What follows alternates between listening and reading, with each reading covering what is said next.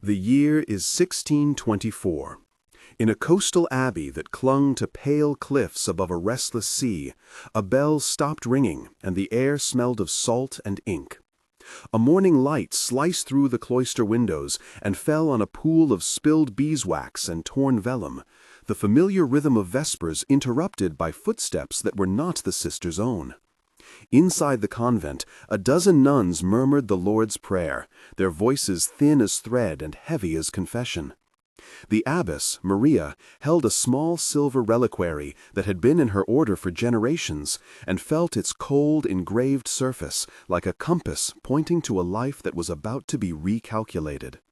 Outside, banners that once fluttered invisible now showed the Sultan's colors. What you do not find in the polished pages of official histories is that the strategy was not always flame and sword. Often, the empire used forms, ledgers, and decrees to unmake people. This film will follow a trail of sealed ledgers and a buried inscription that for centuries kept a counter-history alive. If you care about who is allowed to be remembered and who is erased, keep watching. We will return to the abbey where the bell fell silent and the doors would not stay closed. When the first report reached the provincial registry in the imperial presidium, the language was legal and neat. A memorandum signed by Hassan Pasha and countersigned by Captain Yusuf declared certain religious houses subject to new ordinances about property and conversion. The text read like an inventory, and its tone masked intention. The machine of power, in those corridors of marble and oily ink, functioned like a mechanism of measurement. It catalogued, set values, and then declared absence. In an archive in the capital, a clerk named Salim entered a manifest that reduced the convent's community to a line in a ledger: dispositions for redistribution of land and transfer of orphans to state foundlings. The empire's argument was procedural. It claimed public order, fiscal necessity, and the extension of imperial law. In practice, the policy operated as a slow clamp. Officials visited with polite faces and concrete orders. They recorded the abbey's relics in inventories and issued certificates of secularization. Soldiers did not storm the gate on the first day. They arrived with documents, translators, and a subtle idea that the best obliteration is the kind that appears lawful. The smell of candle grease and wet stone met the scent of new wax seals. The sound of pens scratching out a name was as final as a court bell. Testimony, later recovered in a monastery margin and in a merchant's passbook, showed a deliberate pattern of numbering communities for dispersal. There was a decree, dated and stamped, that told the local qadi to oversee conversion programs and to ensure that Sunday worship was supervised until further notice. Power here moved as paperwork and as presence. It displaced trust with forms. To humanize this movement, we follow Abbess Maria and three women whose lives anchored the abbey. Maria grew up by the sea, the daughter of a fisher named Dmitri. As a child, she learned the rhythm of tides and prayer with equal devotion. Her backstory begins in the warm light of a kitchen where she peeled figs and listened to her mother's stories about saints who hid letters in the mortar between stones. As a teenager, she apprenticed to a scribe and learned to copy liturgical texts with a trembling pen and a steady heart. Her training brought her to the abbey, where devotion and practice collided with scholarship. She took vows at 23, and in those years she lost her brother to a gale when a galley he served on never returned.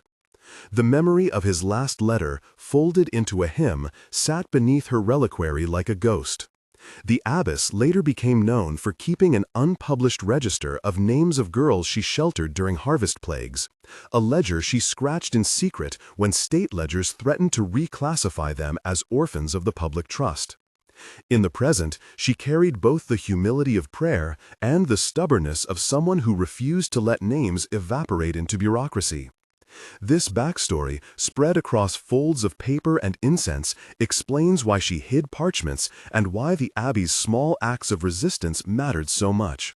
The next two women were Sister Anna, who preserved herbs and recipes for healing on the abbey's roof where the salt wind tasted like iron, and Cloister, who read mosaics as if they were living sermons, fingers tracing tesserae that glittered under dust.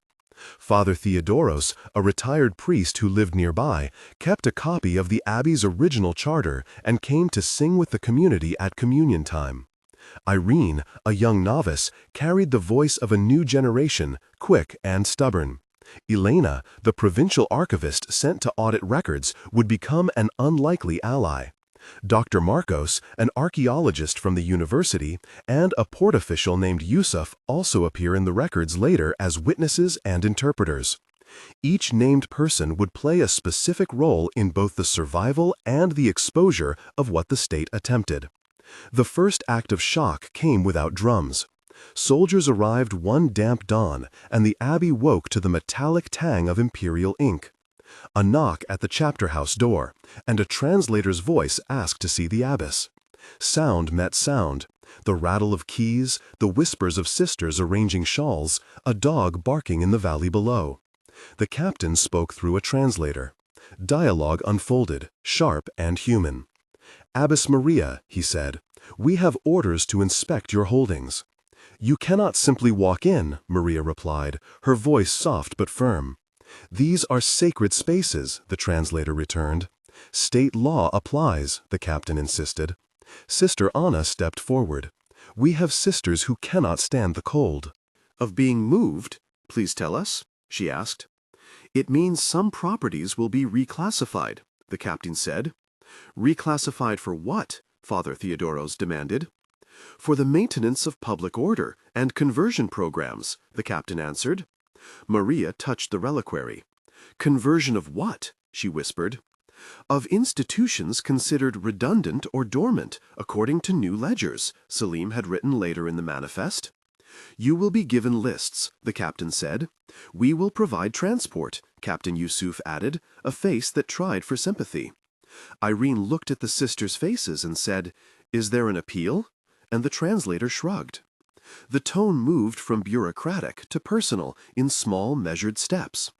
The scene was filled with scent and texture, the must of old wood, the grit of salt on lips, the hardness of stone under knees when a sister genuflected in prayer, the weight of the reliquary like a pebble of preserved memory. That morning, many of the women felt a new constraint, not of chains, but of legal paper. And they heard the sound of names being read from a list, as if a ledger could reorder souls. Capture and tactics played out as paperwork, followed by separation.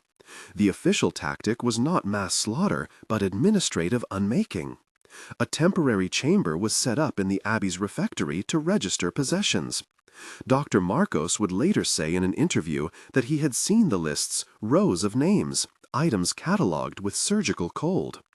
Dialogue here is necessary to show the softer violence. "Sign here," the clerk said, pushing a quill. "What am I signing?" Maria asked. "A receipt for items to be transported for safekeeping," the clerk said. "Safekeeping where?" Maria pressed. "State warehouses," the clerk said. "And the sisters?" Irene asked. "They will be assigned places," the clerk said. Father Theodoros raised his hand. "We will not abandon vows," he said. "They will be accommodated," the captain promised. Some sisters agreed, weary and hungry, their hands still smelling of herbs. Others resisted, hiding names in seams of habit and stitching coded inscriptions into altar cloths.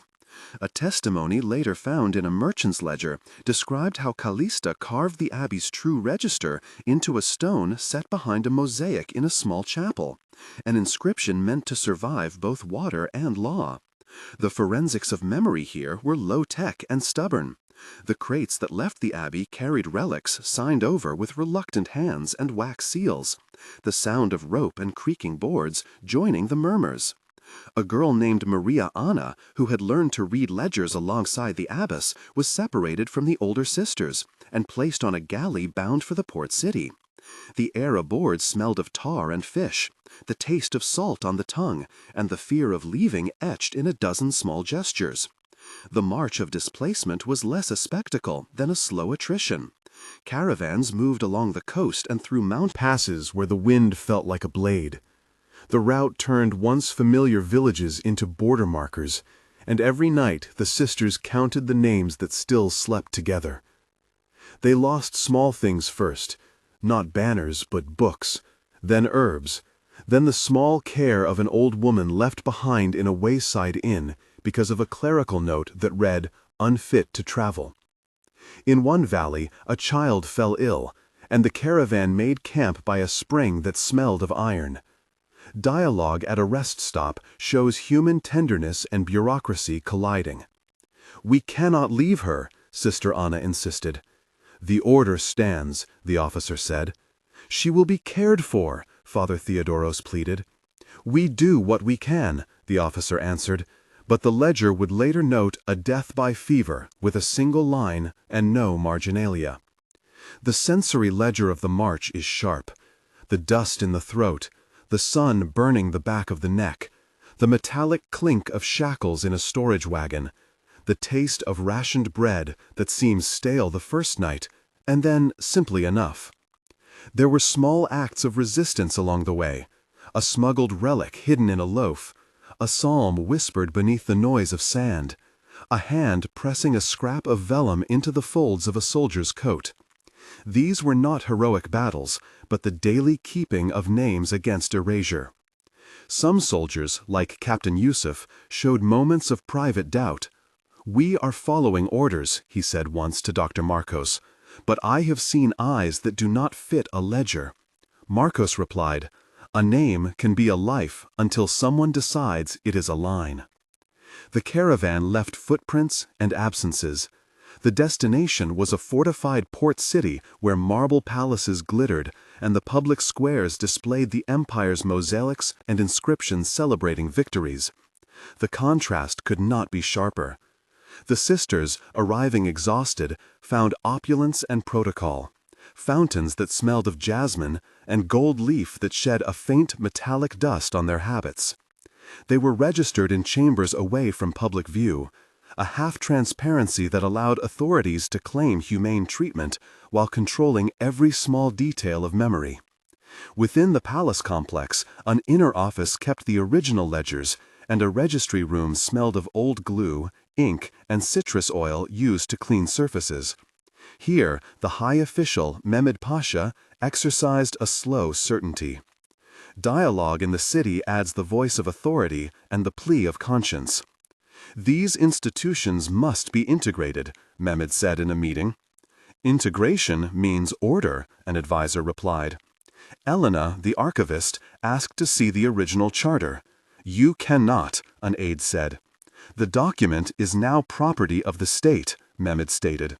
Father Theodoros said, "This charter shows centuries of service." Mehmed's eyes did not soften. "Service must answer to the law," he said.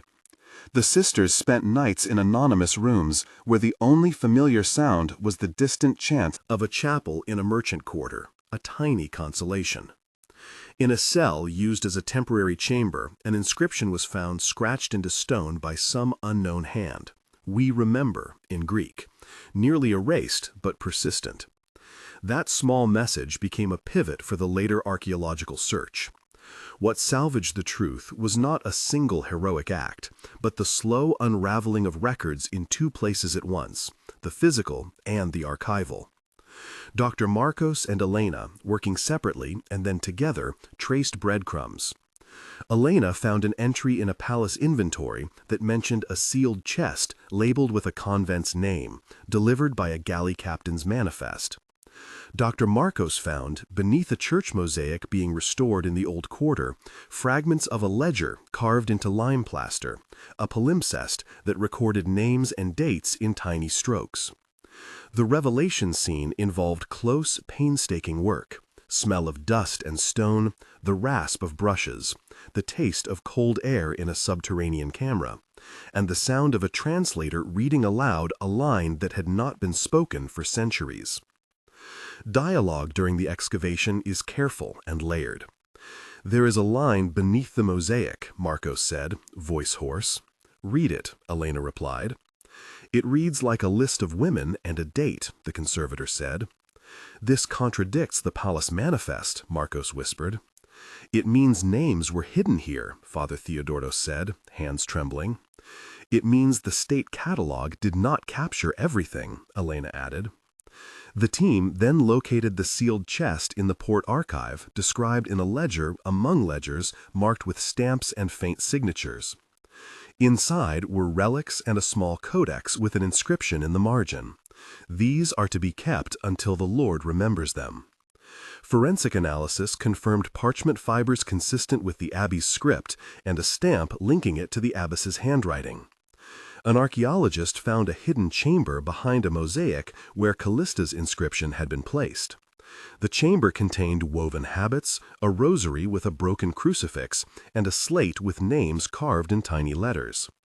These material proofs rewrote the neat ledger's silence. The inscriptions and the codex served as counter-records, physical testimony that resisted erasure. The evidence began to circulate among scholars and in correspondence to distant archives. In letters that referenced convent inventories, papal correspondence that had been copied and preserved in other hands, and in a ship's manifest that accidentally noted a missing woman as a name crossed out and annotated in a different hand. At 35% into our story, we ask you to pause and remember that these are not abstractions. If this moved you, you are not alone. Stories like this touch something human in us. Now, tell us in the comments a small memory your family preserves that you think should not be allowed to fade. Start with, "I remember," so others can read and collect them. Every testimony matters because personal recollection knits a communal fabric and helps historians ask the right questions. Your words can prompt our next search. Returning to our narrative, the codex would be the key to exposing a pattern that reached beyond one abbey. The climax unfolded in public and private hearings months after the chest had been catalogued. The palace tried to frame the issue as a fiscal matter, a reallocation of assets necessary for public welfare. Scholars and visiting clerics argued otherwise. There were confrontations in council rooms, under chandeliers that smelled faintly of beeswax and spiced wine. Dialogue in the hearings is tense and decisive. "This is not mere property," Elena declared in a formal statement. "These are names," Father Theodoros added. Mehmed Pasha replied, "The empire must modernize its structures." A visiting bishop said, "Justice requires that records be open." A bureaucrat countered, "Opening them will threaten stability." Sister Anna, present in the gallery, whispered a prayer and then spoke. "We kept names in our seams and on our stones because memory mattered." The hearings produced a split. A small committee of conservative officials sided with the palace, while a number of scholars and foreign clerics demanded restitution, or at least public acknowledgement. The impact was not immediate.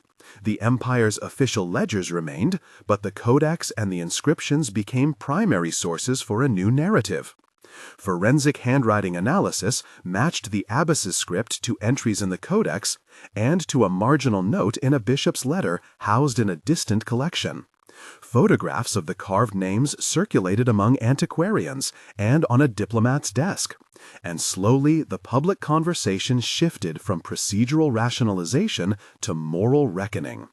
The tension here centered on whether legal systems that contain the language of justice can also be used as instruments of erasure. The epilogue moves through 3 temporal moments to measure aftershocks and meaning. 1 month after the chest was publicly catalogued, a small procession walked to the abbey ruins where the bell had once hung. The procession smelled of rosemary and wet stone. People placed simple crosses, and whispering children traced the cracked inscription with hesitant fingers. The Abbess Maria wrote to distant monasteries and received a handful of letters, folded thin and fragrant, that contained fragmentary testimonies. Local newspapers printed a cautious piece that used words like reappraisal and inquiry, and the palace issued a bland statement promising investigation. The sisters began, timidly, to read aloud from the uncovered codex in a borrowed chapel. The sound of those voices returned the stolen cadence to names that had been reduced to numbers. 1 month after the revelation, the immediate aftermath was messy and fragile, with small acts of restitution and larger resistances from bureaucrats who refused to cede control. 3 months later, Dr. Marcos's published report circulated in scholarly circles. It included photographs of the mosaic, a transcription of the carved register, and a chemical analysis of the parchment that established provenance.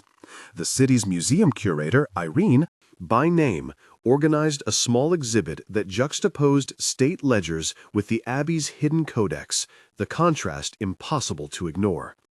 Visitors smelled varnish and citrus oil and read labels that narrated a story of legal erasure. A public reading was organized where survivors or their descendants spoke, and the air filled with the scent of tea and mourning. A committee convened that included Elena, Father Theodoros, an independent conservator, and an envoy from a national archive. They debated whether to demand formal apologies or to seek legal restitution. The debate itself showed change. Where once the palace controlled narratives with quiet forms, now there was public scrutiny and an archive of counter-evidence to challenge official accounting. 3 months on, the tone had shifted from denial to contested dialogue, and the small victory was the opening of conversation. 6 months after the chest's disclosure, the repercussions had spread beyond the city and into international archives. Correspondence between foreign consuls and ecclesiastical authorities referenced the case and demanded access to palace ledgers. A modest commission was formed to inventory items and to recommend institutional memory projects. The abbey's remaining sisters, some of whom had found new shelter, began to stage a slow restoration of records, rewriting names into a new codex that historians would later call a counter-ledger of the dispossessed. The physical relics recovered from the chamber were conserved and displayed with careful labels that acknowledged previous attempts to erase provenance.